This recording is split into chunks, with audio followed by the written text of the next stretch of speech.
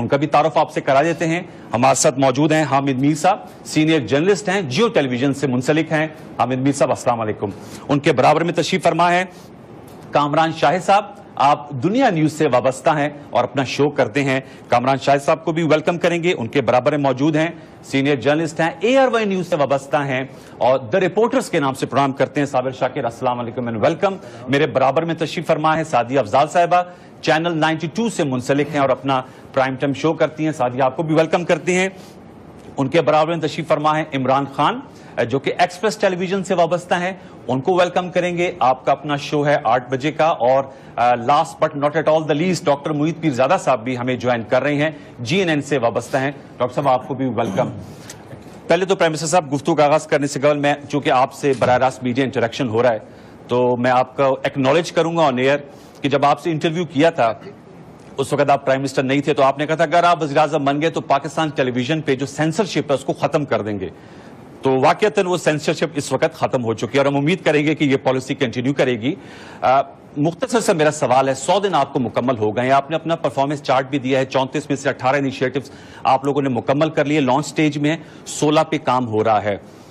अवाम की बहुत, जनाब वज़ीर-ए-आज़म, आपसे तवक्कुआत और उम्मीदें हैं। अगर मैं आपसे पूछ पाऊं, इन 100 दिनों में आप, अगरचे अरसा कलील है लेकिन आपने खुद ही इसका तयन किया था, किस हद तक अवाम की तवक्कुआत पर पूरा उतर पाए हैं? Are we better of today as we were 100 days before? दो चीजें, पहले तो देखिए सेंसरशिप क्यों बुरी होती है और जब आप इंफॉर्मेशन को छुपाते हैं, वो कौन छुपाने की कोशिश करता है? वो छुपाने की कोशिश करता है जिसको खौफ होता है कि मैं कोई चीजें ऐसी कर रहा हूं जो मैं पब्लिक में नहीं लाना चाहता। जी, जमहूरियत के अंदर और आमरीत में फर्क ये है कि जमहूरियत के अंदर आपको ट्रांसपेरेंट होना पड़ता है। सारा जो नेशनल असेंबली और इंडिपेंडेंट मीडिया का मकसद ही ये होता है कि वो आपके ऊपर एक वॉच डॉग बने, आपको चेक करे, आपके गलत काम की निशानदेही करे। जब आप इंफॉर्मेशन के ऊपर क्लैम्प डाउन करते हैं, इसका मतलब कि आपको खौफ है कि कोई चीज ऐसे निकल गई जो मैं गलत कर रहा हूं। मैं ये चाहता हूं कि हमारी गवर्नमेंट जितनी भी ट्रांसपेरेंट हो, इतनी ट्रांसपेरेंट हो, कोई भी पहले गवर्नमेंट ना हुई हो। और उसकी वजह यह है कि मेरे इंटरेस्ट में है कि मेरे वजीरों के ऊपर नजर रखी जाए, मेरे पर नजर रखी जाए। और इससे होता क्या है कि जो जमहूरियत की जो नंबर 1 चीज होती है, पब्लिक गवर्नमेंट को अकाउंटेबल रख सकती है। तो मैं पहले ये चीज वाजे करना चाहता हूं, क्योंकि हमें कोई इस चीज के ऊपर खौफ नहीं है। मैं, अगर मेरा कोई वजीर गलत काम कर रहा है तो मैं चाहता हूं कि वो एक्सपोज हो। ठीक। सेकेंडली जी, ये 100 डेज की बात देखें, 100 डेज में बेसिकली एक आपका डायरेक्शन क्लियर हो जाता है कि हुकूमत जा किधर रही है। यानी 100 डेज में तो अचीवमेंट नहीं हो सकती ना, वो तो आपका PC1 बनता है। मसलन आपने पुल बनाना है, वो पुल 100 डेज में तो नहीं बनेगा ना, आप उसकी प्लानिंग करेंगे और उसके बाद होगा। तो इसका डायरेक्शन है, मैं सिर्फ इसकी डायरेक्शन आपको देना चाहता हूं कि हमारा डायरेक्शन क्या है। हमारा डायरेक्शन में एक चेंज करके एक एलीटिस्ट सिस्टम से एक वो सिस्टम लाना चाहता हूं जो निचले तबके के लिए पॉलिसीज बने। जो पॉलिसीज हमारी हो अब तक पाकिस्तान के अंदर, तालीम एलीट के लिए है, हस्पताल एलीट के लिए है, इंसाफ का निजाम एलीट के लिए, अच्छे वकील हैं, तो मैं पकड़ा भी जाऊं डाके मारते हुए तो मेरा वकील मुझे 2-3 साल इधर उधर चक्कर लगवाएगा। और मैं गरीब आदमी हूं, मैं जेलों में पड़ा हूं। और मैं जब जेल में था तो मुझे खुद आके उधर के जो जेल का जो भी सुपरिटेंडेंट था, उसने मुझे खुद बताया है कि यहाँ तकरीबन आधे लोग बेकसूर हैं। और अगर आप उनको वो वकील दे दें जो इनके पास हैं, तो शायद इनमें से ज्यादातर निकल जाएं, क्योंकि कार्रवाई पूरी नहीं हुई। उसी तरह आपका, हमारा जो सारा सिस्टम है, जॉब्स का क्या है, पैसे वालों एलीट सिस्टम से जो आता है उसको नौकरियां मिलती हैं, जो निचले वाले, सारा सिस्टम स्क्यूड है एक छोटी सी क्लास को ऊपर करने के लिए, बाकी कौम नीचे। हमारी जो कोशिश ये है, तालीम का निज़ाम में जितनी भी हम चीजें लेके आए हैं, वो सारी कैसे निचले तबके के ऊपर, सिलेबस कैसे ठीक कर सकते हैं। हाई पावर्ड कमेटी बनाई है जो एक कोर सिलेबस लेके आए, ताकि एक कौम बने और निचले वालों को वही मौके मिले CSP एग्जाम में जो कि एक एलीट इंग्लिश स्कूल से मिलते हैं। सेकेंडली, जो हॉस्पिटल्स का सारा सिस्टम बन रहा है गवर्नमेंट हॉस्पिटल्स को ठीक करने का, अमीर जाता है प्राइवेट हॉस्पिटल में, गरीब जाता है गवर्नमेंट हॉस्पिटल में। تو وہ اور پھر health card. Okay. Health card ایک ایسا ہے کہ جو ایک غریب آدمی کے لیے, آپ اگر غربت دیکھیں تو ایک غریب آدمی اپنے بجٹ پہ چل رہا ہوتا ہے, بیماری ہوتی ہے وہ فیملی غربت کی لکیر سے نیچے چلی جاتی ہے. تو ہیلتھ کارڈ ایک ایسی چیز ہے, ہیلتھ انشورنس, جو سارا انشاءاللہ پاکستان میں لے کے آ رہے ہیں. پھر پہلی دفعہ لیگل ایڈ ہم نے قانون بنایا ہے, ایک باقاعدہ ایک لیگل ایڈ اتھارٹی بنے گی, جو غریب لوگ اپنے کیس نہیں لڑ سکتے ان کو گورنمنٹ وکیل کر کے دے گی, نہیں وکیل کر کے دے گی, جو کہ باہر کی چیزیں ہیں. اور پھر جو بڑے ایکسٹینسو پروگرام لے کے آئے ہیں, یہ جو دیہات کے اندر بڑا شور مچا, وہ انڈے کے اوپر اور کٹے کے اوپر, اصل میں وہ بل گیٹس نے جب وہ بات کی تو اگلے دن وہ لوگوں کو سمجھ آئی کہ جی یہ تو بڑی زبردست بات کر دی. اور امریکہ کے اندر اگر آپ ان کا کنٹریبیوشن دیکھیں یہ مرغیوں کی اور ان کی جو میٹ گوشت کی, تو آپ ریئلائز کریں گے کہ ایک ایڈوانس ٹیکنالوجیکلی ایڈوانس ملک کتنا ریلائی کرتا ہے اس کے اوپر. میرا مقصد صرف یہ ہے کہ جو اصل غربت ہے وہ دیہات میں ہے. ٹھیک, جو اصل غربت ہے دیہات میں ہے. تو دیہات میں آپ نے کیا کام کرنا ہے, پیسے تو ہمارے پاس ہے نہیں, تھوڑے پیسے خرچ کر کے ٹارگیٹڈ سبسڈی دے کے چھوٹے کسان کو, وہاں جو خواتین ہیں وہ کسی طرح اپنے آپ کو امپاور کر سکتی ہیں. اور پھر جو اصل بات میں نے کی تھی کہ جو آج حلال میٹ کی انٹرنیشنل ٹریڈ ہے وہ $2000 ارب کی ہے. ہم کوئی 7ویں نمبر پہ لائف سٹاک پروڈیوس کرتے ہیں, ہم ہیں ہی نہیں اس کے اندر. تو یہ جو ہم بات کر رہے ہیں کہ ڈائریکشن آپ نے سیٹ کر لی ہے. میں چاہوں گا کہ حامد میر صاحب اگر آپ سوال کریں پرائم منسٹر صاحب سے. میں صرف یہ ڈائریکشن کا آپ کو بتا رہا ہوں کہ ہماری اوپر سے ایلیٹسٹ سے لے کے ایک باٹمز اپ پالیسی ہے. اچھا, یہ جس تقریر کا آپ نے ذکر کیا, جو 100 دن مکمل ہونے پہ آپ کی تقریر تھی, جس میں آپ نے اس کا مرغی کا اور انڈے کا بھی ذکر کیا, تو اس کا کچھ لوگوں نے کافی مذاق بھی بنایا. حالانکہ یہ تو مجھے یاد ہے شہباز شریف صاحب نے بھی یہ اسکیم شروع کی تھی, لیکن ان کی اسکیم چلی نہیں.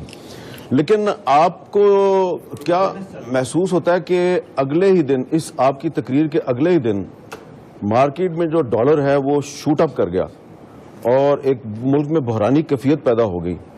اس پہ آپ نے کہا کہ گھبرانے کی ضرورت نہیں ہے, اگر ڈالر مہنگا ہو کہ گھبرائیں نہ. کیوں نہ گھبرائیں؟ آپ کے پاس وہ کون سی ایشورنس ہے قوم کے لیے کہ ہم نہ گھبرائیں؟ آپ سمجھتے ہیں کہ آپ اکانومی کو ٹھیک کر لیں گے؟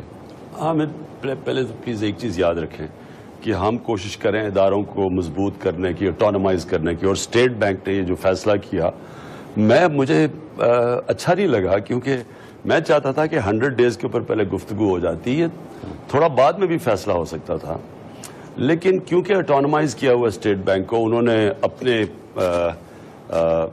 اپنے جو انہوں نے سمجھا کہ معاشی حالات ہیں اس کے مطابق کیا. میں پھر پرابلم کیا ہے, میں آپ کو ذرا پہلے یہ سمجھ جائیں کہ روپیہ کیوں گرا ہے. پرابلم یہ ہے کہ پچھلی گورنمنٹ نے جو چھوڑ کے گئے تقریباً 19 ارب ڈالر کا خسارہ تھا ایکسپورٹ اور امپورٹ میں. جب 19 ارب ڈالر کا خسارہ ہو, جب یہ گورنمنٹ آئی تھی تو 2.5 ارب ڈالر کا خسارہ تھا. اتنا بڑا خسارہ یہ چھوڑ کے گئے. اب مارکیٹ کیا دیکھتی ہے؟ مارکیٹ دیکھتی ہے کہ جناب اگر اتنا بڑا خسارہ ہے, اس کا مطلب ڈالر خریدو, کیونکہ ڈالر اوپر جائے گا. اب ڈیمانڈ اینڈ سپلائی ہے نا. اگر آپ کے ڈالر کی 19 ارب ڈالر کا خسارہ ہے مارکیٹ کے اندر, تو لوگ اسپیکولیٹ کرنا شروع کر دیتے ہیں. پچھلے 1 سال کے اندر وہ پچھلی گورنمنٹ نے روپے کی قیمت کو مینٹین کرنے کے لیے 7 ارب ڈالر خرچ کیا. تو پہلی ڈالر کا خسارہ ہے, پہلے ہی امپورٹس زیادہ ہیں, ایکسپورٹس کم ہے, تو اوپر سے 7 ارب ڈالر خرچ کر دیا روپے کو مینٹین کرنے کے لیے, کیونکہ آرٹیفیشلی مینٹین تھا. دیکھیں مارکیٹ تو دیکھتی ہے, مارکیٹ دیکھتی ہے کہ جب ان کے پاس ان کی امپورٹ اور ایکسپورٹ کیا ہے. ایک چیز دیکھتی ہے خسارہ.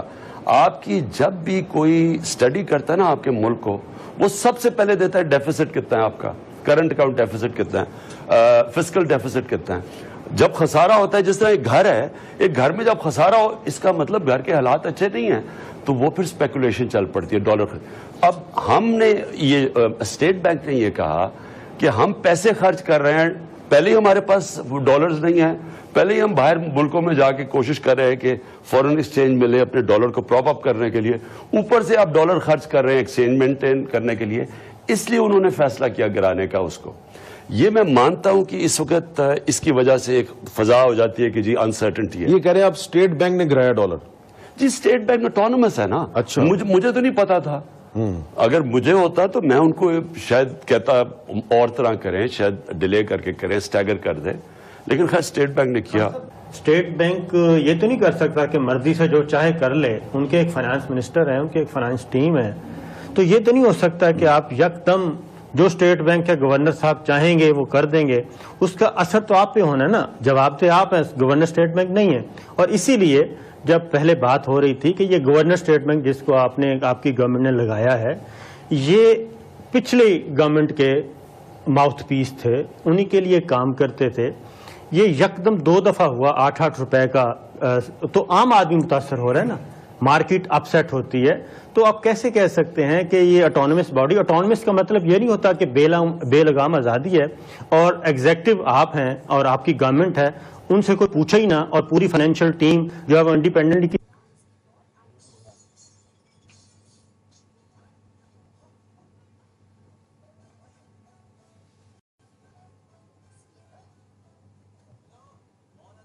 ٹھیک ہے, ہم نے اس کے بعد ہم نے میسج بھجوائی ہے کہ آگے سے یہ آپ نے کرنا ہے, تو ایک چھوٹا سا گروپ ہمیں پتا ہونا چاہیے کہ آپ کیا کرنے جا رہے ہیں تاکہ ہم اپنی انپٹ دے سکیں. یہ دونوں دفعہ میں آپ کو یقین دلا رہا ہوں کہ مجھے نیوز کے اوپر پتا چلا روپیہ گرا ہے. اچھا. لیکن اور ویسے ایونچولی ہونے بھی آپ کے دیکھیں اداروں کو اٹانومس اور مضبوط ہونا چاہیے. اور ایک میں کمپلیٹ کر لوں بات. میں آپ کی بات مانتا ہوں کہ ایک دم جب ہوا, اور وہ بھی ہمارے 100 دن کا پروگرام, ہم چاہتے تھے اس کے اوپر ڈسکشن ہو, اگلے دن چلے گی روپے کے کرنے پہ. لیکن میں ایک چیز آپ کو سمجھانا چاہتا ہوں. دیکھیں یہ جو ایڈجسٹمنٹ ہے نا روپے کی, یہ آپ یاد رکھنا کہ یہ ایک ٹیمپری فینومینا ہے اپنے ڈالر ایکسچینج بچانے کے لیے, جو ہمارے فورن ایکسچینج پڑا ہوا اس کو بچانے کے لیے. اس وقت ہمیں کرائسس ہوا فورن ایکسچینج کا, اور اس کو, اور جو ہم نے باہر سے بھی چائنا سے, یو اے ای سے, سعودی عربیہ سے جو ہم نے مدد مانگی, وہ فورن ایکسچینج اپنے ریزروز کو سٹیبل کرنے کے لیے, کیونکہ یہ ٹیمپری فینومینا ہے. میں آپ کو پھر سے بتا رہا ہوں کہ یہ اس لیے ٹیمپری فینومینا ہے کہ پاکستان کے جو انڈیکیٹرز ہیں آگے جا کے ہمیں یہ پرابلم نہیں آئے گا. وہ سارے انڈیکیٹرز ہمارے صحیح ڈائریکشن پہ جا رہے ہیں. نمبر 1 تھوڑا آگے نہیں, یہ بڑا امپورٹنٹ, پہلے یہ بڑا امپورٹنٹ پوائنٹ ہے, میں پہلے ایک بار کلیئر کر دوں. کیسے ڈالرز آئیں گے؟ نمبر 1 ایکسپورٹس کے اندر ابھی سے ہی انکریز آنی شروع ہو گئی ہے. نمبر 2 ریمیٹنسز, ان کو ہم پورا کوشش کر رہے ہیں کہ حوالے نہیں لیگل چینل سے بھیجیں, اس میں انکریز آنی شروع ہو گئی ہیں. نمبر 3 اور سب سے امپورٹنٹ چیز انویسٹمنٹ کے اندر اس وقت اتنے چھوٹے ٹائم میں بڑے بڑے انویسٹرز آئے ہیں. ایکزون آیا ہے, کوک نے فیصلہ کیا, پیپسی نے ایکسٹرا انویسٹ کرنے کا فیصلہ کیا, آئل ریفائنری کے اندر انویسٹمنٹ. چائنیز امبیسڈر نے پہلی دفعہ سٹیٹمنٹ دی ہے کہ یہ ہم اب جو کر رہے ہیں پاکستان سے, پہلے تو ایک سی پیک سڑک تھی اور ایک پاور پلانٹ تھے, اب ہم انویسٹمنٹ کے کانٹریکٹس کر رہے ہیں پاکستان میں, تاکہ یہ نہ ہو کہ اب تک تو یہ تھا نا کہ چائنیز لون زیادہ تھے, اب پاکستان میں انویسٹمنٹ ہے. اصل چیز ملک اٹھتا ہے انویسٹمنٹ پہ. جب آپ کے ملک میں انویسٹمنٹ آتی ہے, جو چائنا اٹھا تھا, چائنا نے کیسے اٹھا تھا کہ برے حالات تھے ان کے, چائنا نے ایکسپورٹ زونز کریٹ کی, باہر سے انویسٹمنٹ لے کے آئے, اور وہ انویسٹمنٹ صرف ایکسپورٹ کی تھی, چائنی لیبر تھا. وہی ماڈل ہم پاکستان میں لے کے آ رہے ہیں, تو آگے جا کے تو حالات ٹھیک ہو جائیں گے. اور سب سے امپورٹنٹ چیز, ہم منی لانڈرنگ کے اوپر اس ہفتے ہمارے قانون آ رہے ہیں, سخت قانون آ رہے ہیں, کیونکہ ہمارا 10 ارب ڈالر ملک سے باہر چلا جاتا ہے, چوری کا پیسہ, زیادہ تر انلیگل پیسہ ہے جو کہ لوگ یہاں سے چوری کر کے لے کے جاتے ہیں, اس کے اوپر بھی کلیپ ڈاؤن کریں. تھوڑا سیکوینس سے چلتے ہیں. آپ نے پہلے جو کہا تھا کہ جو ٹیم ہے وہ اس پہ بہت زیادہ چیزیں ڈیپینڈ کرتی ہیں, آپ کی جو کابینہ ہے, آپ کے جو وزراء ہیں, اور سب سے زیادہ امپورٹنٹ فیکٹر ہی وہ ہے. آپ نے جو نیا پاکستان بھی بنانا ہے وہ 100 ڈیز میں تو بنے گا نہیں, ایز یو رائٹلی سیٹ کہ ڈائریکشن ایک آپ نے سیٹ کرنی تھی. بٹ اگر 2 سوال کے میرے اس حصے ہیں کہ اگر آپ یہ ایک تو بتا سکیں کہ آپ کو کیا لگتا ہے کہ کابینہ میں آپ کے ایسے کون سے وزراء ہیں, چند ایک جو آپ کو لگتا ہے کہ واقعی انہوں نے ان 100 دنوں میں ڈائریکشن سیٹ کر کے عوام کو دکھایا اپنی اپنی پورٹ فولیو جو انہیں ملا ہوا ہے اپنی اپنی وزارت کے حوالے سے؟ اور دوسرا ایک اور آپ کے وزیر اعظم سواتی صاحب، ان کا کیس کورٹ میں چلا، جی آئی ٹی پیش کی رپورٹ سامنے آئی جس میں ان کو قصوروار ٹھہرایا جا رہا ہے. نئے پاکستان میں سر ہم ایکسپیکٹ کرتے تھے کہ آپ کورٹ سے پہلے خود ایک پریسیڈنٹ سیٹ کریں، خود ان کو اپنی کابینہ سے الگ کریں، یہ آپ نے کرنا تھا. سو وہ نہیں ہوا، وہ ابھی تک کابینہ کا حصہ ہے. دو چیزیں. پہلی چیز آپ نے کہی کہ منسٹرز کی کیا پرفارمنس ہے.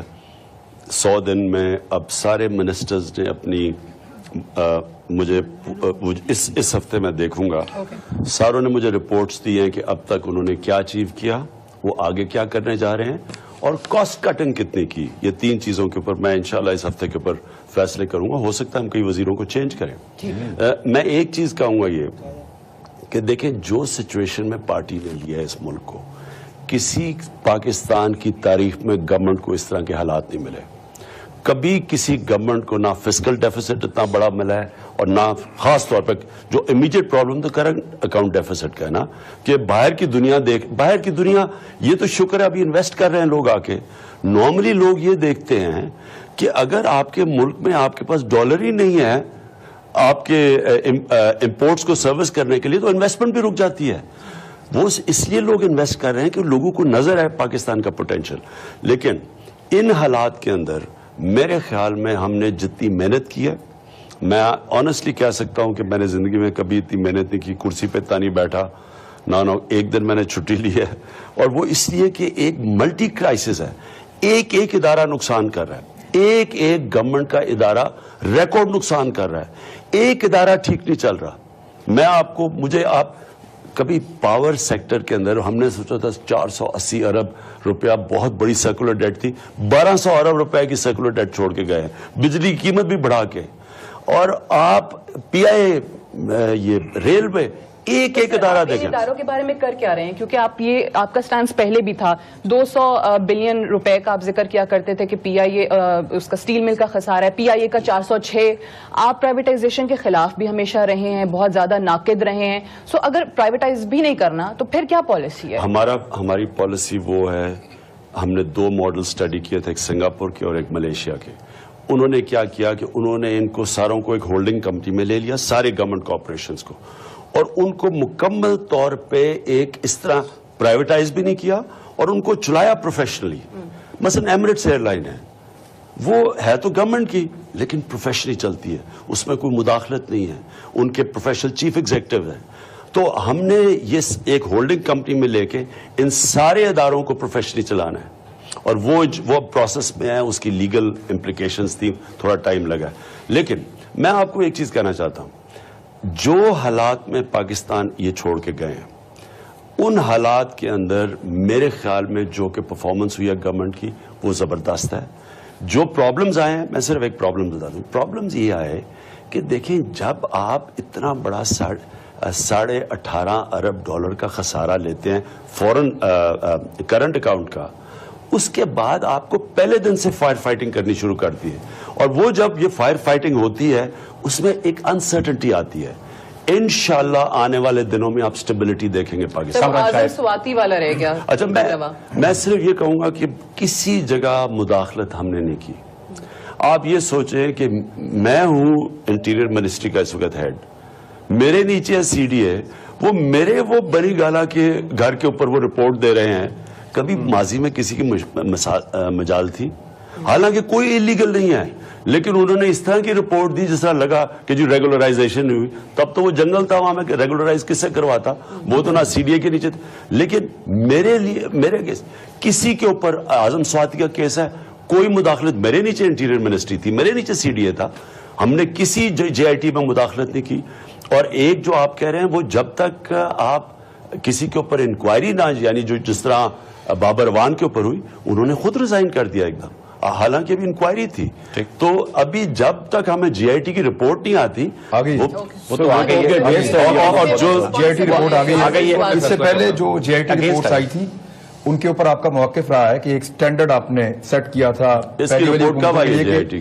اس کے اوپر وہ کچھ دن پہلے ہی آئی ہے، کچھ دن پہلے ہوگی سپریم کورٹ سبمٹ ہوئی ہے اور وہ اگینسٹ آئی ہے. یہ آپ فکر نہ کریں، دیکھیں جب ایک جو فیصلہ آئے گا اس کے اوپر ہم چلیں گے، کوئی مداخلت نہیں کریں گے کسی کو پروٹیکٹ کرنے کے لیے. عمران صاحب، میں ایک تو ضمن سوال انہوں نے بڑا صحیح کہا، سینسرشپ تھوڑی کم ہوئی ہے اور آزادی ملی، لیکن آپ سے جب بھی انٹرویوز کیا تو آپ نے کہا BBC ماڈیول پہ PTV کو لے کے آئیں گے، تو انفارمیشن منسٹری کے اس سے نکال دیں اس کو باہر ہی، تو آپ کے لیے بڑے بیات کی گیم ہے، کیونکہ آپ اس میں مجھے پتا آنےسٹ اور ڈیڈیکیٹڈ ہے، اور PTV اتنا بڑا ایسٹ ہے ہمارا، میرا الما میٹر ہے، اس میں اتنا ٹیلنٹ ہے، اس کو اگر آپ BBC کی طرح ریگولیٹ کریں گے اور انفارمیشن منسٹری کا کوئی انفلوئنس نہیں ہوگا تو وہ اور زیادہ کریڈیبل ہے. ضمن سوالوں کے انوار بھائی نے بات کہہ دی، میرا بھی تعلق PTV شروع میں وہاں سے کیا کہہ رہے. دوسرا میرٹ کی بات، ہم نے آپ کی یہ ہزاروں دفعہ تقریر چلائی اور ہم دل سے اس پہ بلیو کرتے ہیں کہ آپ بھی بلیو کرتے ہیں کہ اللہ تعالیٰ نے کہا کہ تم سے پہلے قوم اس لیے برباد ہوگی کہ امیر لوگوں کے لیے قانون دوسرے تھے، کمزور کے دوسرے تھے.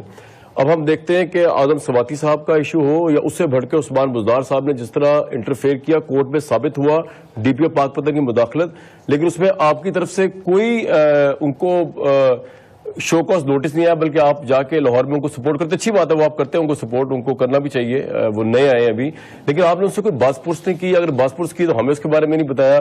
آپ ڈی پولیٹیسائز کرنا چاہ رہے پنجاب کو، جو شہباز شریف نے پولیٹیسائز کیا ہوا تھا، لیکن یہ تو پوری پولیس کو وہ پولیٹیسائز کر رہے تھے. کورٹ میں ان کے متعلق یہ آ گیا اور انہوں نے معافی مانگی کورٹ سے کھڑے ہو گئے، لیکن آپ کی طرف سے کچھ نہیں آیا. تو سر ہم ایز آپ پرائم منسٹر کی طرف دیکھتے ہیں کہ آپ کی لیڈرشپ، ہم نے بڑے انسپائر ہیں آپ کی اس بات سے کہ آپ میرٹ پہ فیصلے کریں گے.